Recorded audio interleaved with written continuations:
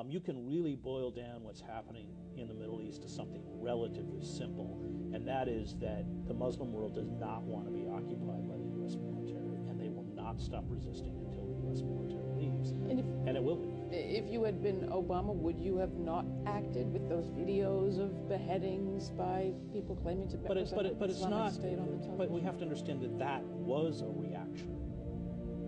You know, we've been brutalizing these people for over a decade. And we have decapitated through our drones, our aircraft, our missiles, far more people, including children, than ISIS has ever decapitated. And when you brutalize people to that extent, they become brutal.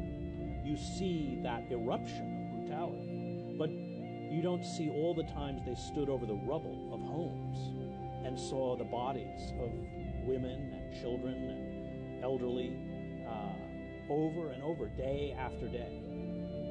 And that's the failure, the inability to understand the consequences of indiscriminate violence and what it does to a captive population. So if you don't have an air force, then you have a symbol of imperial superpower in the form of captured journalists like Foley and a knife.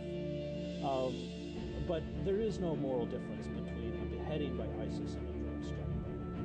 And in terms of U.S. reactions, was there an attack?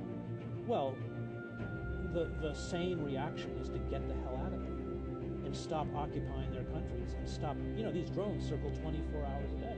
It's 24 hours a day of terror because you know at some point somebody's, you know, some wedding party or something is going to get blasted to smithereens. What any state at war seeks to do is paint those who oppose them as barbarians, as uncivilized, as animals, without understanding that if we were in that position, many of us would not react any differently. And I actually wrote a column about this called How Brutalized Become Brutal, and I went back to the Sobibor uprising, where Jewish inmates who had had their families wiped out got knives and went into the office where the Germans were and said, "This is for my mother, this is for my father, this is for my children, this is for all the..." It is a very human reaction. I quoted J. Glenn Gray in his great book, Warriors' Reflections on Men in Battle, who talked about, he fought in World War II, about soldiers whose families were destroyed. And he said it wasn't about revenge.